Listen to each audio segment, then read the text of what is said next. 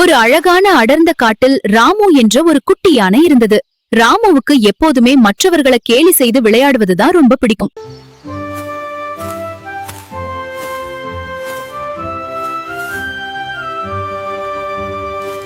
ஒரு நாள் ராமு காட்டில் நடந்து சென்று கொண்டிருந்த போது ஒரு பெரிய மரத்தடியில ஒரு குட்டி முயல் தூங்கிக் கொண்டிருந்தது. அத மெதுவாக முயலின் அருகில் சென்ற ராமு தன் தும்பிக்கையில் நிறைய தண்ணீரை மொண்டு வந்து சுர்ரு என்று முயலின் முகத்திலேயே அடித்தது. பாவம், அந்த முயல் பயந்து போய் எழுந்து ஓடியது. இதை பார்த்து ராமு ஹஹா என்று பலமாக சிரித்தது. அடுத்ததாக ஒரு மரத்தில் இருந்த குருவி கூட்டின் மீது லேசாக தும்பிக்கையை வைத்து ஆட்டிவிட்டது. உள்ளே இருந்த குஞ்சுகள் பயந்து கத்தின. இப்படி மற்றவர்களை துன்புறுத்தி ரசிப்பது ராமுவுக்கு வழக்கமாகிவிட்டது. ஒரு நாள் ராமு ஒரு பெரிய தேன்கூட்டை கண்டது. இன்று இந்த தேனீக்களை ஒரு கை பார்ப்போம் என்று நினைத்து ராமு மிகவும் மகிழ்ச்சியுடன் தன் தும்பிக்கையால் தேன்கூட்டை தட்டிவிட்டது. அவ்வளவுதான். கோபமடைந்த தேனீக்கள் அனைத்தும் ராமுவை துரத்த ஆரம்பித்தன.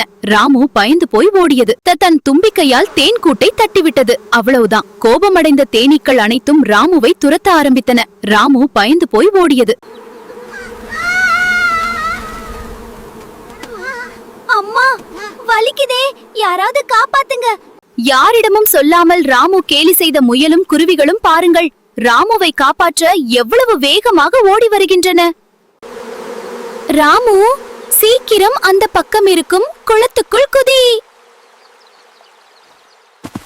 பறவைகளே, இந்த தேனீக்களை திசை திருப்ப சிறகுகளை பலமாக அடிச்சு சத்தம் போடுங்கள்.